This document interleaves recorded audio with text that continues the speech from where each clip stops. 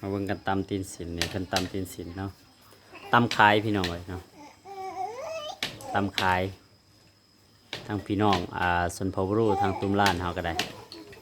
แต่หลายคนตอนนี้ก็คุ้นเขียวกันเนาะ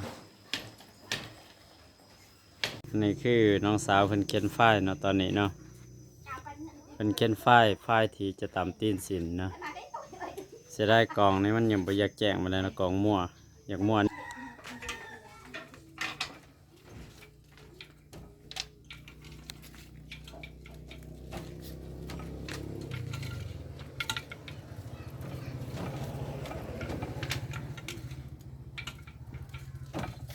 เป็นตีนสินนะตัวนี้นะสลับหลอดหรือว่าสลับกระสวยกัน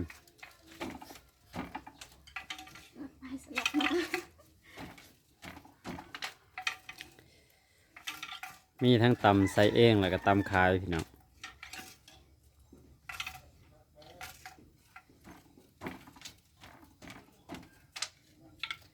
เพิ่นซื้อกับขายเพิ่นบ่ซื้อกับตำใส่เองเป็นหีดของประเพณีของส่วนเผ่าบรูเนาะสวัสดีท่านผู้ชมวันนี้มาพอกับซ่องวิถีชีวิตส่วนเผ่าบรูพี่น้องเอ้ยวันนี้มาพาพ่อแม่พี่น้องมาเบิ่งการตำสิ้นหรือว่าตำปีนสิ้นเนาะแต่ตอนนี้เพิ่นกำลังเข็นฝ้ายอยู่เนาะเพิ่นกำลังกินตอนนี้เพิ่นกำลังเข็นฝ้ายอยู่เนาะทั้งน้องสาวเพิ่นเข็นฝ้ายแล้วเพิ่นก็สีตำไปแบบนั้นเนาะตอนนั้นเราไปเบิ่งกันเลยเนาะเพราะว่าทุกๆหลังคาเรือนจะมีการตำสินเนาะในระยะยำแรงเนาะแต่ระยะนี้ทรงพ้นอาจจะมีบางเรือนซื่อๆเนาะบางเรือนแต่ได้ออกนอนให้นอนหน้าคือกันเนาะพี่น้องเนาะฉะนั้นเราไปเบิ่งกันเลยป้ามาเบิ่งกันตำตีนสินเนาะมาเบิ่งกันตำตีนสินนี่เพิ่นตำตีนสินเนาะตำขายพี่น้องเลยเนาะตำขายทางพี่น้องสนพบรูทางตุ้มล้านเฮาก็ได้แต่หลายคนตอนนี้ก็คุ้นเขียวกันเนาะตำมือหนึ่งกับประมาณผู้ที่ไหวในกับประมาณ10 พื้นเนาะซาสุดก็คือ5 พื้น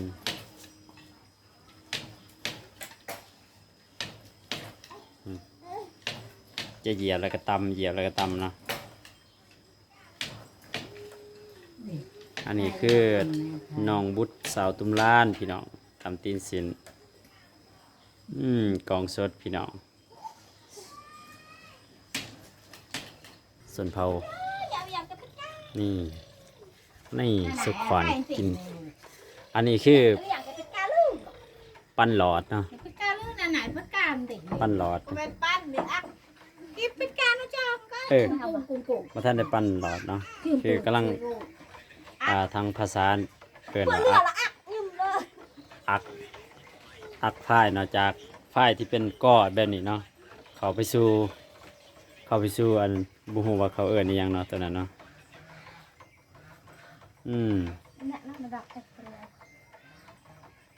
นี่อันนี้ก็คือมาเบิ่งอันนี้น้องแฮมอันนี้คือตีนสินของเพิ่นที่จะตำเนาะนี่แต่ตอนนี้เพิ่นพักผ่อนแล้วนี่คือของเพิ่นอันนี้เพิ่นเมื่อยอันนี้น้องสาวลิงนี่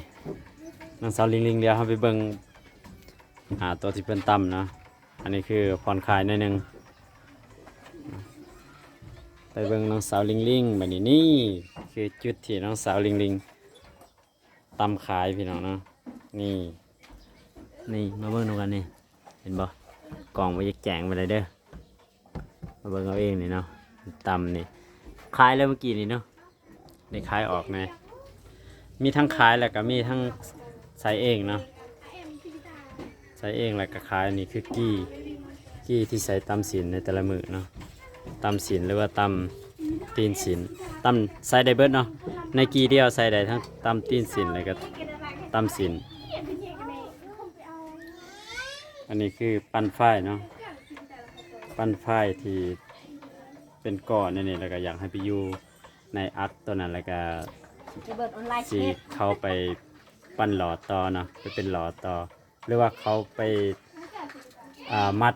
เนาะบางทีบางคนก็ไปมัดปั้นนั่นน่ะแล้วก็ไปอื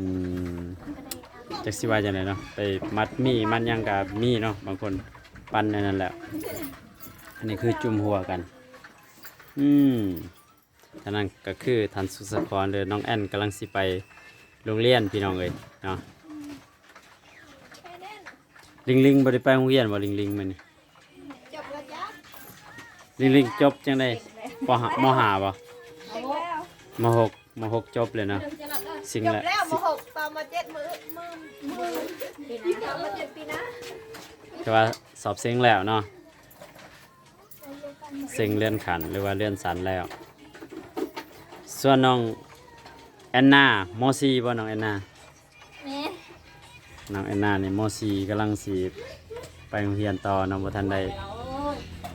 ด้จบอืมเดี๋ยวจะเข้าสู่ YouTube ซองส่วนเผาบรูเนาะพี่น้องเดี๋ยวเราไปเบิ่งน้องมนต์สาลาวอืมมัดหมี่เนาะมัดหมี่หรือว่ามัดสินฝ้ายสินหมี่นี่แหละพี่น้องเนาะนี่คือนางมัดตอนเพิ่นมัดนะกำลังมัดแล้วก็ต้องได้ไปเอาไปต้มซีต้มหยังเนาะให้มันแล้วเนาะนี่เอานี่มาเบิ่งสินเนาะเพิ่นตำสินที่มัดแล้วเพิ่นก็ตำไปแต่ตอนนี้คือตอนที่เราตำเราบ่ทันได้นั้นมันยังบางๆอยู่เนาะถ้ามันเป็นสินแล้วมันจะบ่ได้บางเนาะแต่ตอนนี้มันยังบางอยู่ อันนี้คือมัดเนาะเพิ่นมัดแล้วเพิ่นจะมาปั้นใส่หลอดนี่เพิ่นอักในอันนั้นแล้วก็ในแผ่นตัวนั้นแล้วก็มาปั้นเป็นหลอดแล้วตอนเพิ่นมีปั้นเป็นหลอดแล้วต้มสีเนาะมีต้มสีแล้วก็มาแกะออกตัวที่มัดแต่จึงมาตำแบบนี้เนาะแต่คนตำนี่พักผ่อนแล้วช่วงนี้เนาะพักผ่อนก่อนเมื่อยนี่คือกลางหมู่บ้านเนาะชนเผ่าบรูเฮาก็มีการตำศิลป์แล้วก็ตำตีนศิลป์เนาะอีกบ้านหนึ่งมันจะมีแบบมีฮอดเลี้ยงดักดอกดักแด้เนาะที่เอาอันนั้นเมจากดักแด้หันเนาะมาเฮ็ดศิลป์แท้ไม่เฮ็ดศิลป์ไม่เฮ็ดไม่เฮ็ดหยังนี่แหละ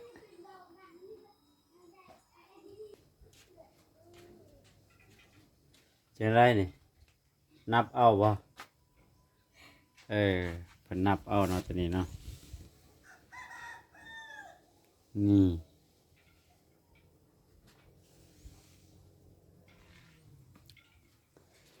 ตัวนี้ยากกว่าเก่านับเอาพี่น้องเอ้ย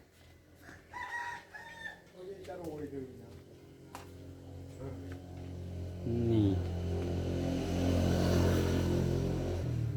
ตัวนี้ยังวาง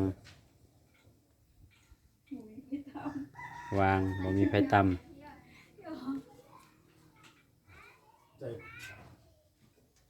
ให้เห็นโหมดทรงของกีนะเห็นเบิดโหมดทรงของกีที่เพิ่นได้ตำศิลป์แล้วก็ตำตีนศิลป์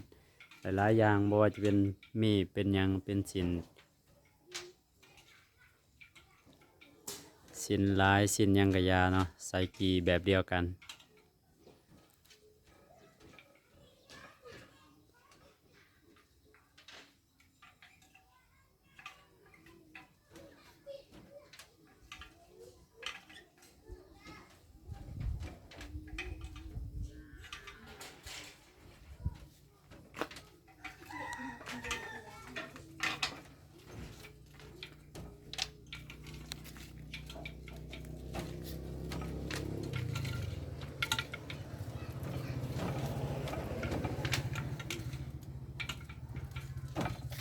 เป็นตีนศิลป์นะตัวนี้นะสลับหลอดหรือว่าสลับกระสวยกัน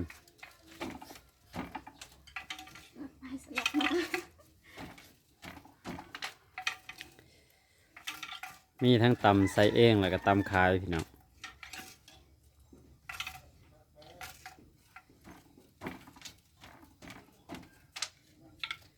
เพิ่นซื้อก็ขายเพิ่นบ่ซื้อก็ตำใส่เองเป็นฮีตของประเพณีของชนเผ่าบรูเนาะถ้ามีการแลกเปลี่ยนกัน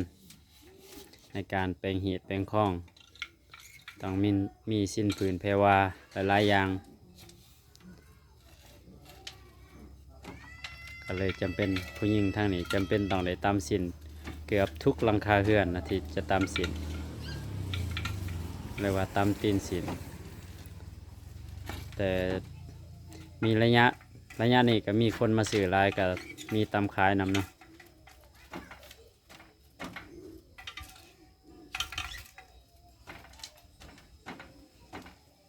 ตามสิ้นพุ่นนะเนี่ยผู้สาวเพิ่นบ่ตามสิ้นแล้ว นอนคาตีนสิ้นแล้วพี่น้องเอ้ย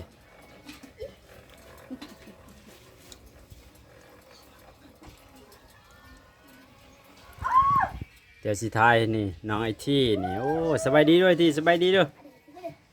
สบายดีเอาปินสบายดีนบสบายดีด้วย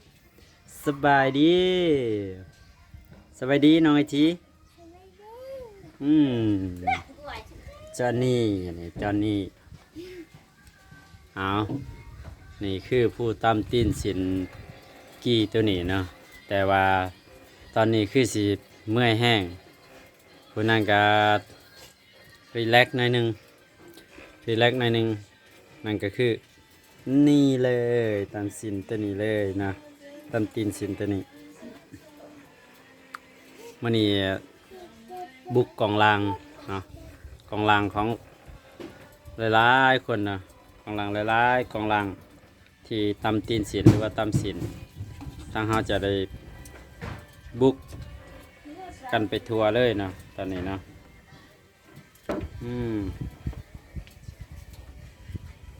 เดี๋ยวจะปินมาทางนี้นิดนึง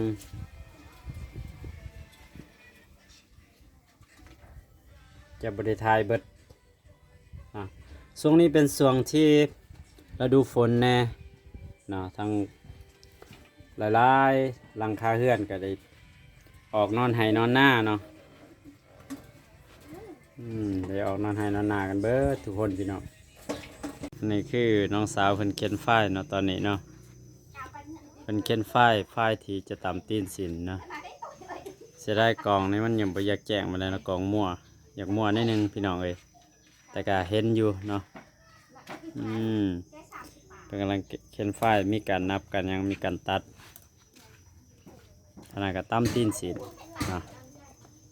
ขนาดก็ตามตีนสินอีกแล้วนั่นก็ตามตีนสิน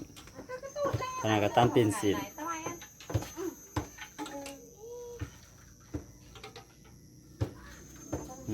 นั่นก็ตามตีนสินคือกันมาประในช่องก็ไปเนี่ยเลยห่อเลยแต่6 เซนเลยคือห่อ